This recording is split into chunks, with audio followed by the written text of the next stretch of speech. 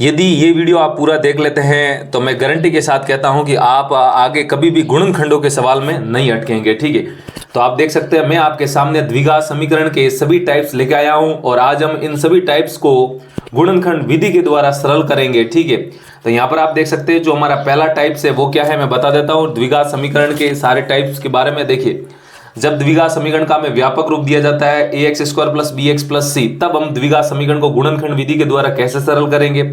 जब हमें द्विघात समीकरण ए एक्स स्क्वायर प्लस सी यानी कि दो घात वाला पद और आपका अचर पद दिया जाता है, तब हमें द्विघात समीकरण कैसे सरल करनी है। जब हमें द्विघात समीकरण में एक्स स्क्वायर यानी कि दो घात वाला पद और एक घात वाला यानी कि एक्स का पद दिया जाता है, यानी कि अचर पद नहीं दिया जाएगा, तब हमें द्विघात समीकरण कैसे सरल करनी है। ठीक है, तो ये तीनों टाइप आज हम सीखेंगे और इन तीनों टाइप के सवाल मैं आपके सामने लेके आया हूं। अब हम क्या करते हैं, पहला टाइप और पहला सवाल हम देखते हैं यहाँ पर। तो देखिए आपके सामने पहला सवाल लिखा है x square minus 3x minus 10 बराबर 0 है। ये एक द्विघात समीकरण है, हमें इसको गुणनखंड विधि के द्वारा सरल करना है। तो ध्यान दीजिए, a x square minus 3x minus 10 बराबर 0 सबसे पहले आपको इसी क्रम में लिखना है।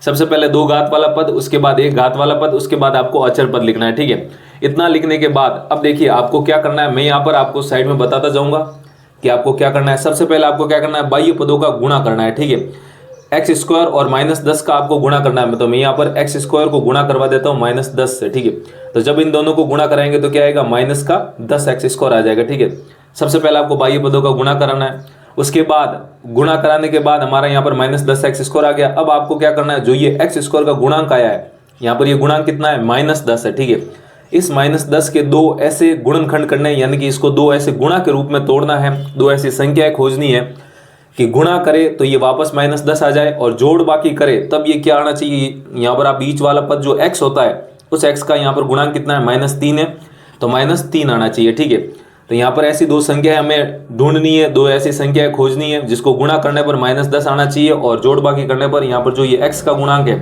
ये माइनस 3 आना चाहिए। ठीक है, तो देखिए आपको क्या करना है, ऐसे इस करने के लिए मैं आपको एक ट्रिक बताता हूं, यहाँ पर एक टेक्निक बताता हूं जिससे कि आप हमेशा वो दो संख्या खोज पाएंगे। तो ये 10 है, तो आपको क्या करना है, 10 के अभाज्य गुणनखंड करना है। ठीक है, तो 10 के अभाज्य गुणनखंड करने के लिए सबसे पहले आप किसका भाग लगाएंगे, 2 का। तो 2 का भाग 10 में देंगे तो कितनी बार जाएगा आपका, 5 बार। ठीक है, फिर आपको क्या करना है, 5 का भाग लगाना है, तो 5 का भाग 5 में कितनी बार जाएगा, 1 बार। तो 10 के जो गुणनखंड है वो कितना है, 2 और 5, तो यहाँ पर देखिए एक 2 हो जाएगा और एक 5 हो जाएगा। ठीक है, 2 को 5 से गुणा कराइए, कितना आएगा, 10 आएगा, और 2 और 5 को जब आप घटाएंगे तो कितना आ जाएगा, माइनस का 3 आ जाएगा। ठीक है, अब देखिए यहाँ पर क्या है, जो रिजल्ट आया वो माइनस का 10 आया है, तो हमें क्या करना पड़ेगा, 2 या 5 में से किसी एक संख्या को आपको माइनस का रखना है। अब वो कैसे पता चलेगा कि माइनस का 2 को रखना है या फिर 5 को रखना है, तो वो आपको यहाँ पर बीच वाली संख्या को देखना है। देखिए यहाँ पर जो गुणांक है वो कितना है, माइनस 3 है, तो माइनस 3 का मतलब जोड़ बाकी करने पर माइनस की संख्या आ रही है, मतलब माइनस की जो संख्या है वो बड़ी होगी।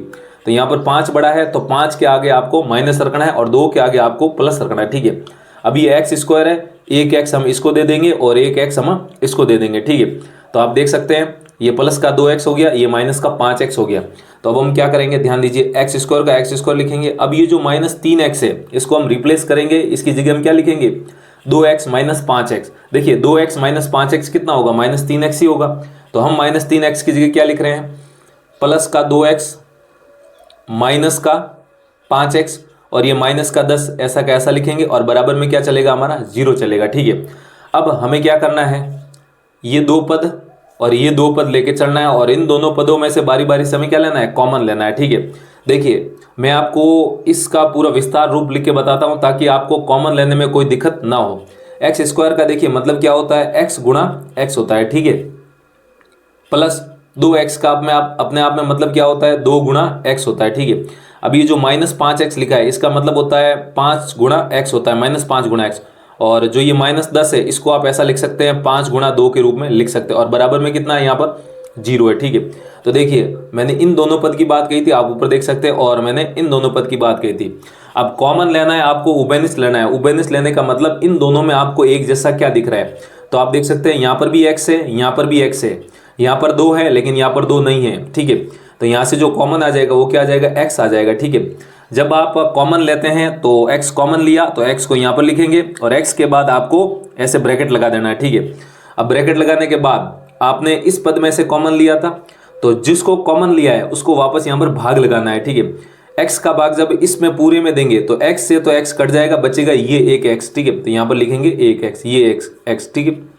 अब हमें इनमें से भी x कॉमन लिया था, तो इस x का भाग हम इसमें लगाएंगे तो x से तो x कट जाएगा, बचेगा क्या आपका प्लस का 2, तो यहाँ पर लिखेंगे आप प्लस का 2, ठीक है। इतना करने के बाद अब हमें क्या है, इन दोनों पद में से कॉमन लिया था, तो हम क्या करेंगे, इन दोनों पद से अब कॉमन लेंगे। देखिए ये -5 था, यहाँ पर जो चिन्ह है वो का वो यहाँ पर आपको रखना है, ठीक है। अब इसमें और इसमें आप देखिए क्या आपको एक जैसा दिख रहा है, तो यहाँ पर 5 है, वहाँ पर भी 5 है, यानी कि 5 इनसे कॉमन आ जाएगा, तो यहाँ पर लिखेंगे 5, ठीक है। अब इस पद में से मैंने -5 यहाँ पर ले लिया, तो यहाँ पर क्या बचेगा आपका x बचेगा। एक तो ये तरीका, और एक तरीका मैंने अभी बताया जो कॉमन लेते हैं उसका वापस आप भाग भी लगा सकते हैं। तो माइनस का भाग माइनस में देंगे तो प्लस आएगा, और 5 का भाग जब आप 5 गुणा x में देंगे तो 5 से तो 5 कट जाएगा, बचेगा x, वो मैंने लिख दिया। अब आपको इसमें से -5 कॉमन लेना है, तो माइनस का भाग माइनस में जाएगा तो कितनी बार जाएगा, प्लस बार जाएगा, ठीक है। और 5 का भाग इसमें देंगे तो 5 से तो 5 कट जाएगा, एक बार बचेगा 2, और 2 को 1 से गुणा करेंगे तो कितना आएगा, 2 आएगा, ठीक है। और बराबर में यहाँ पर क्या चल रहा है, हमारा 0 चल रहा है। मैं आपको बता देता हूँ। देखिए जब आप कॉमन लेंगे और ये पहले पद में जो ये x+2 आएगा यहाँ पर पहले में, वो का वो आपको यहाँ पर दूसरे पद में भी प्राप्त होना चाहिए। यहाँ पर x+2 आया तो वहाँ पर भी x+2 आएगा। अगर ऐसा नहीं आ रहा तो आप कहीं ना कहीं यहाँ पर गलती कर रहे हैं, ठीक है। अब हम क्या करेंगे, यहाँ पर हमारे पास 2 पद है, एक ये है और एक ये है। अब हमें वापस कॉमन लेना है, ठीक है। कॉमन का मतलब उभयनिष्ठ लेना है। तो यहाँ पर भी x+2 है और यहाँ पर भी x+2 है, तो कॉमन क्या आ जाएगा, x+2 आ जाएगा, ठीक है। अब जब हम x+2 यहाँ से कॉमन लेंगे, कॉमन लेने के बाद मैंने अभी बताया जैसे यहाँ पर ब्रैकेट लगाया तो यहाँ पर भी हमें ब्रैकेट लगाना पड़ेगा। अब x+2 का भाग जब इसमें लगाएंगे तो x+2 से x+2 कट जाएगा, बचेगा ये x, तो यहाँ पर ये लिखेंगे x, ठीक है। अब हमें x+2 का भाग इसमें वापस लगाना है, तो यहाँ से ये x+2 कट जाएगा, जब भाग देंगे बचेगा क्या, यहाँ पर ये -5, तो यहाँ पर लिखेंगे -5, और बराबर में क्या हो जाएगा, 0 हो जाएगा, ठीक है। तो आप देख सकते हैं x² - 3x - 10 के हमने जो गुणनखंड किए हैं वो क्या है, x+2 गुणा x+5, और बराबर में कितना आया है, 0 आया, ठीक है। अब हमें क्या करना है, इनको सरल करना है। सरल करने का मतलब ये और ये आपस में क्या हो रहा है, गुणा हो रहा है, और बराबर में क्या आ रहा है, 0, यानी कि गुणा होकर 0 आ रहा है। तो गुणा होकर 0 तभी आता है जब जो हम गुणा करवा रहे हैं उनमें से कोई एक संख्या 0 हो। कहने का मतलब या तो यहाँ से x+2 0 होगा, और या फिर ये x माइनस जो 5 है ये 0 होगा, ठीक है। अब x+2 को 0 करेंगे तो यहाँ से जो x का मान आएगा वो ये +2 उधर जाएगा तो कितना हो जाएगा, -2, और यहाँ से ये x -5 है, -5 उधर जाएगा, पक्षांतरण करने पर कितना आएगा, 5 आ जाएगा, ठीक है। तो यहाँ से जो x के मान आए वो x बराबर 5 आया, और यहाँ पर कितना आया, x बराबर -2 आया। तो इस प्रकार आपको ये जो टाइप है, टाइप नंबर 1, जिसमें आपको द्विघात समीकरण के तीनों पद दिए जाते हैं, यानी कि x² यानी कि स्क्वायर वाला पद, घात 2 वाला पद, घात 1 वाला पद और अचर पद, तब आपको गुणनखंड विधि द्वारा ऐसे उनको सरल करके x के मान निकालने हैं, ठीक है। तो एक और हम सवाल करते हैं इसी टाइप का, जिससे कि हमारा ये जो गुणनखंड करने का जो कॉन्सेप्ट है वो अच्छे से क्लियर हो जाए। अब जो हमारा अगला सवाल है वो क्या है, 2x² + x - 6 = 0 है, ठीक है। इस सवाल को हमें गुणनखंड विधि के द्वारा सरल करना है। ये एक द्विघात समीकरण है, इसके हमें गुणनखंड विधि के द्वारा सरल करना है। तो देखिए जैसे हमने पहले सवाल में किया था बाह्य पदों का गुणा, तो यहाँ पर भी आपको बाह्य पदों का गुणा करना है, ठीक है। वो मैं यहाँ पर आपको साइड में करके बता देता हूँ। तो ये क्या है, पहला पद 2x², और जो अंतिम वाला पद है वो कितना है, -6 है। तो इन दोनों को हमें आपस में गुणा करवाना है, ठीक है। इसका चिन्ह कुछ नहीं है, मतलब प्लस है, तो प्लस गुणा माइनस क्या हो जाएगा, माइनस, और 2 गुणा 6 कितना हो जाएगा, 12, ठीक है। और x² का x² लिख देंगे। अब हमें क्या करना है, ये जो यहाँ पर -12 आया है इसके हमें 2 ऐसे गुणनखंड करने हैं, या फिर 2 ऐसी संख्याएं ढूंढनी है, यहाँ ऐसी 2 संख्याएं खोजनी है कि गुणा करे तो -12 आ जाए, और जोड़ बाकी करे तो यहाँ पर आप देख सकते हैं बीच वाला जो पद है x के आगे कुछ नहीं लिखा है, मतलब 1 होता है, ये बात याद रखिएगा। तो यहाँ पर जो ये बीच वाला पद है प्लस का 1 ये आ जाए, ठीक है। नहीं, x का जो गुणांक है वो आना चाहिए। तो गुणा करने पर -12 और जोड़ बाकी करने पर आपका कितना आना चाहिए, +1 आना चाहिए। तो ऐसी हमें 2 संख्या यहाँ पर खोजनी है या ढूंढनी है। तो देखिए मैंने बताया जिसके आपको गुणनखंड करने हैं, यहाँ पर 12 के गुणनखंड 2 ऐसे करने हैं, तो हम यहाँ पर क्या करेंगे, 12 के अभाज्य गुणनखंड करेंगे, ठीक है। तो देखिए 12 के जब आप अभाज्य गुणनखंड करेंगे तो 2 का भाग लगाएंगे, 2 का भाग 12 में कितनी बार जाएगा, 6 बार, ठीक है। फिर वापस 2 का भाग लगाएंगे तो कितनी बार जाएगा, 3 बार, और वापस 3 का भाग लगाएंगे तो कितनी बार जाएगा, 1 बार। तो यहाँ पर आप देख सकते हैं जो 12 को मैंने लिखा है वो क्या लिख दूंगा, 2 गुणा 2 और 3 हो जाएगा, ठीक है। अब यहाँ पर तो हमें कितने गुणनखंड चाहिए, 2 चाहिए, सिर्फ 2 ऐसी संख्या चाहिए जिनको गुणा करने पर 12 आना चाहिए। जबकि यहाँ पर अभाज्य गुणनखंड में हमें कितनी संख्या प्राप्त हुई, 3 प्राप्त हुई है, ठीक है। तो अब हमें क्या करना पड़ेगा, ये जो 3 है इनको 2 बनाना पड़ेगा। 2 बनाने का मतलब किन्हीं दो संख्याओं को आपको गुणा करवाना पड़ेगा। देखिए यदि आप 2 को 2 से गुणा करवाते हैं, 2 को 2 से गुणा करवाएंगे तो कितना आएगा, 4 आएगा, ठीक है। और पीछे कितना बचेगा, 3 बचेगा। तो आप देखिए ये हमारे पास 2 संख्या आ गई। अब 4 को 3 से गुणा कराओ, कितना आएगा आपका, 12 आएगा। और 4 में से 3 को घटाए तो देखिए कितना आ रहा है, प्लस का 1 आ रहा है, तो प्लस का 1 प्राप्त हो जाएगा। तो ये वो 2 संख्या हो जाएगी, 4 और 3, ठीक है। ये तो हुई हमारी पहले ही बार में हमने इन दोनों को गुणा कर दिया। अब देखिए यदि आप इन दोनों को गुणा ना करके अगर 2 और 3 को गुणा करते हैं, हमारे पास 3 है नहीं गुणनखंड में, तो हमें सिर्फ 2 ही चाहिए। तो 2 प्राप्त करने के लिए हमें किन्हीं 2 को गुणा करवाना पड़ेगा। तो देखिए यदि आप 2 को 3 से गुणा करवाते हैं तो 2 गुणा 3 कितना हो जाएगा आपका, 6। और गुणा में ये कितना बचेगा, 2 बचेगा, ठीक है। तो आप देख सकते हैं जब आप 6 को 2 से गुणा करवाएंगे तो कितना आएगा, 12 आएगा। 6 दूनी 12 होता है। लेकिन जब आप 6 को 2 और 2 को जोड़ेंगे तो 8 आएगा। और 6 में से अगर 2 घटाएंगे तो कितना आएगा, 4। जबकि यहाँ पर क्या है आपका, प्लस का 1 है। अगर यहाँ पर प्लस का 4 होता तब हमारे पास वो 2 संख्या ये हो जाती। लेकिन इस सवाल के अंदर वो 2 संख्या ये ना होके ये होगी, ठीक है नहीं, क्योंकि 4 माइनस 3 क्या होता है आपका, 1 होता है। और 4 गुणा 3 कितना होता है, 12 होता है। तो अब बाजी गुणनखंड कर कर आपको इस प्रकार संख्याओं को ढूंढना है, ठीक है। तो आप कह सकते हैं एक 4 होगी और एक 3 होगी। अब 4 को 3 से गुणा करेंगे तो 12 आता है, जबकि यहाँ पर क्या आपका माइनस का 12 है। तो इसका मतलब ये है कि इन दोनों में से कोई एक संख्या आपकी माइनस की होगी। कैसे पता चलेगा, बीच वाली संख्या को देखिए, यहाँ पर प्लस का 1 है, यानी कि आपको जब जोड़ बाकी करेंगे तो प्लस की संख्या आएगी। तो बड़ी संख्या है वो प्लस की होनी चाहिए और छोटी संख्या है वो माइनस की होनी चाहिए। और एक्स स्क्वायर है तो एक एक्स इसको दे देंगे और एक एक्स आपको इसको दे देना है, ठीक है। तो अब हम क्या लिखेंगे, देखिए 2x स्क्वायर और जो प्लस 1x है इसको क्या लिखेंगे, 4x माइनस 3x। तो लिखेंगे प्लस का 4x और माइनस का 3x। 4x minus 3x plus का 1x ही होता है। और ये माइनस का 6 आपको वैसा का वैसा लिखना है, ठीक है। अब हम क्या करें, किए थे पहले सवाल में, इन दोनों पद में से और इन दोनों पद में से कॉमन लिया था। तो इस प्रकार यहाँ पर भी आपको इन दोनों से कॉमन लेना है, ठीक है। तो देखिए जिस प्रकार मैंने आपको पहले बताया था कि इनको मैं विस्तारित रूप लिख देता हूँ। यहाँ पर 2x स्क्वायर का मतलब क्या हो जाएगा, यहाँ पर 2 गुणा x, ठीक है, प्लस ये 4x का मतलब 4 गुणा x, माइनस 3x का मतलब माइनस 3 गुणा x, और माइनस 6 का मतलब आप यहाँ तो 6 लिख सकते हैं, या फिर आप इसको 2 गुणा 3 भी लिख सकते हैं। और बराबर में क्या हो जाएगा आपका, 0 हो जाएगा, ठीक है। हमें क्या करना है, इन दोनों पद और इन दोनों पद में आपस में कॉमन लेना है। देखिए इन दोनों पद में कॉमन लेना है, यानी कि इन दोनों में आपको एक जैसा क्या दिख रहा है, एक जैसा। देखिए यहाँ पर x है तो यहाँ पर भी x है, यहाँ पर 2 है तो यहाँ पर भी 2 है। अब आप कहेंगे यहाँ पर 2 कहाँ है, तो देखिए 4 के अंदर 2 छुपा हुआ है। 4 को मैं 2 गुणा 2 के रूप में लिख सकता हूँ।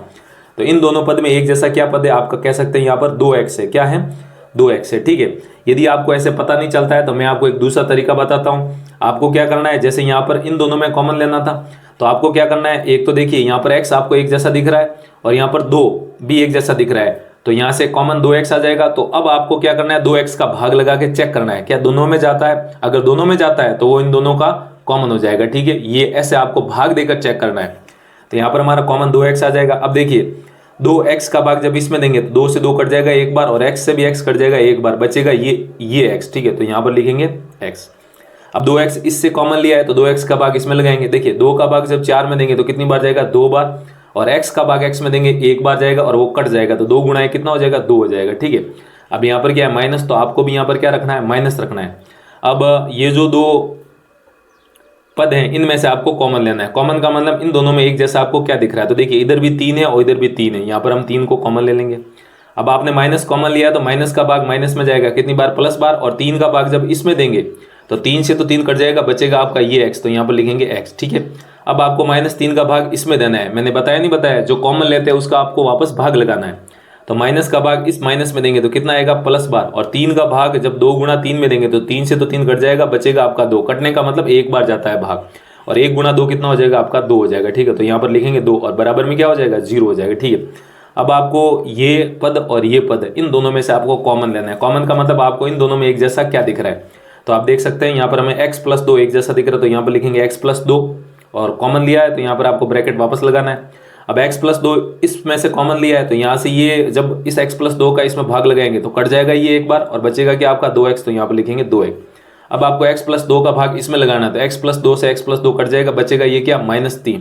तो यहाँ पर लिखेंगे -3 और बराबर में क्या बचेगा आपका 0, जो कि दिया हुआ ही है, ठीक है। अब आप देख सकते हैं जैसे हमने पहले सवाल में प्राप्त किया था वैसे ही हमने 2 गुणनखंड प्राप्त किए। तो हमें सवाल क्या दिया था, 2x² + 1x - 6। ये एक द्विघात बहुपद था, तो यहाँ द्विघात समीकरण थी, तो इससे हमें गुणनखंड किए तो क्या है, x + 2 गुणा 2x - 3। अब हमें इसको सरल करना है। अब देखिए ये 2 गुणा होकर 0 हो रहा है, तो इसका मतलब क्या है, यहाँ तो ये 0 है, यहाँ फिर ये 0 है, तो मैं यहाँ पर x + 2 यानी कि पहले गुणनखंड को 0 कर देता हूँ, और इसी प्रकार यहाँ पर दूसरे गुणनखंड को भी 0 कर देता हूँ। ठीक है, या है, ये बीच में क्या लगा हुआ है, या, यहाँ तो ये 0, यहाँ ये 0, तभी ये गुणा होकर क्या आएंगे, 0 आएंगे। इसको सरल करेंगे तो यहाँ से x का मान, ये +2 उधर जाएगा तो -2, और इसको सरल करेंगे तो 2x, ये -3 उधर जाते ही +3, और यहाँ से x का मान कितना आ जाएगा, 3/2। भाई 2x का मतलब 2 गुणा x, गुणा में 2 इधर जाते ही भाग में, तो आप कह सकते हैं x का मान यहाँ पर कितना आया, 3/2, और यहाँ पर कितना आ जाएगा, -2 आ जाएगा। ठीक है, तो इस प्रकार आपको जो ये टाइप नंबर 1 है, जिसमें आपको द्विघात समीकरण के तीनों पद दिए जाते हैं, इसको इस प्रकार सरल कर आपको गुणनखंड विधि के द्वारा इस प्रकार सरल कर आपको ऐसे मान निकालना है। ठीक है, तो उम्मीद है आपको टाइप नंबर 1 समझ में आया होगा। अब हम चलते हैं टाइप नंबर 2 की ओर। अब देखिए हमारा जो अगला टाइप है वो क्या है, देखिए t² - 4 = 0 है। ये जो टाइप है वो क्या है, मैंने आपको अभी बताया था कि जो हमारे पास द्विघात समीकरण दी हुई रहती है उनके 3 रूप हो सकते हैं। ये जो पहला तरीके का जो व्यापक रूप है, इसके रूप में हमने वो सारे सवाल कर लिए।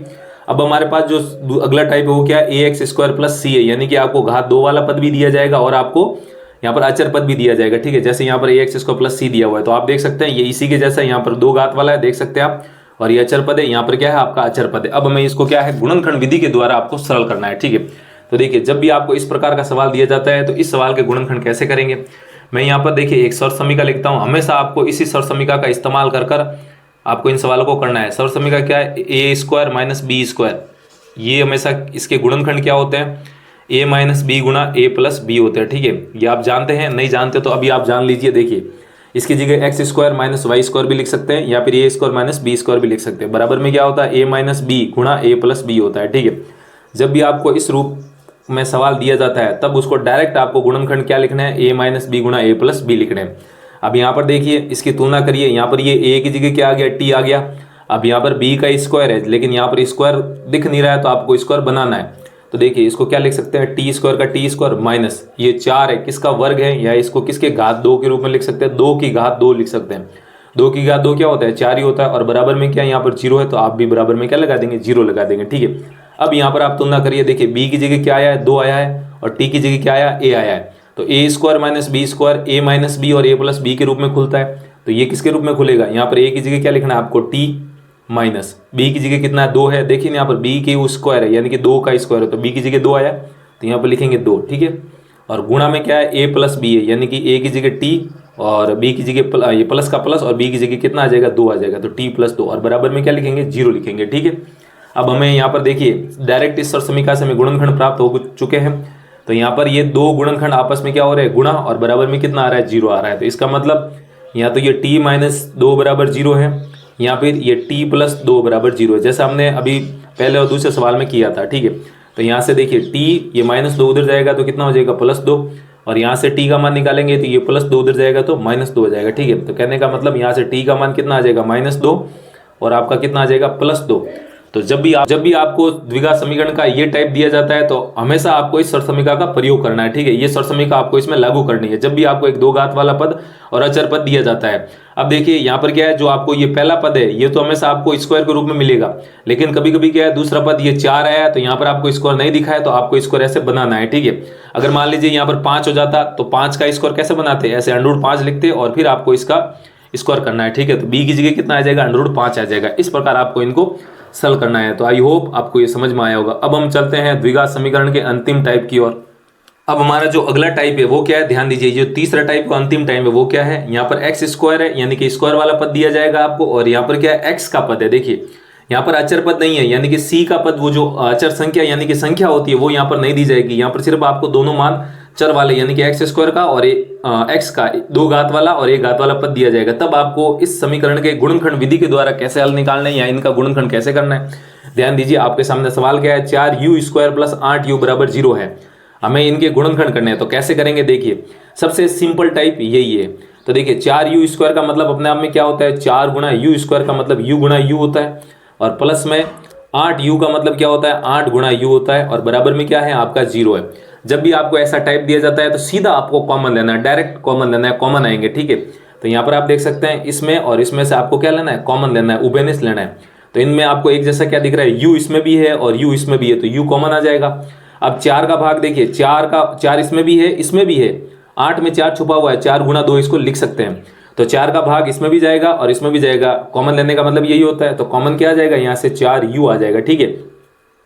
तो कॉमन लिया, उसके बाद तुरंत ब्रैकेट लगाना है। अब 4u का भाग जब आप इसमें लगाएंगे तो 4 से तो 4 कट जाएगा एक बार, u से u भी कट जाएगा, बचेगा ये u, यानी कि 2u है नहीं, तो एक u ले लिया, एक u ये बचेगा। यहाँ पर लिखेंगे प्लस का प्लस।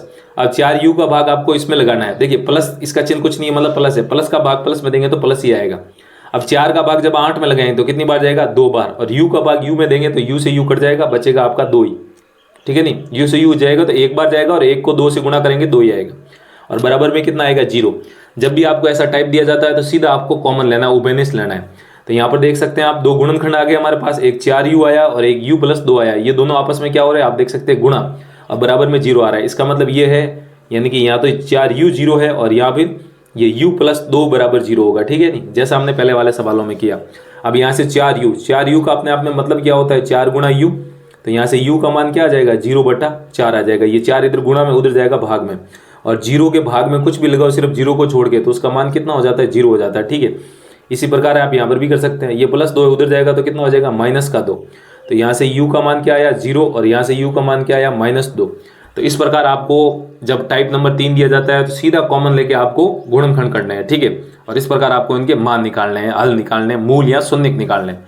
तो उम्मीद है आपको समझ में आया होगा द्विघात समीकरण को गुणनखंड विधि के द्वारा सभी टाइप को कैसे किया जाता है। तो यदि आपको समझ में आया तो वीडियो को लाइक कीजिएगा, और अभी तक चैनल को सब्सक्राइब नहीं किया है तो वीडियो के नीचे वाला जो लाल बटन है उसको दबा दीजिए। तो आज के लिए इतना ही रखते हैं, जल्दी मिलते हैं हम ऐसे ही एक और बेसिक कॉन्सेप्ट के साथ।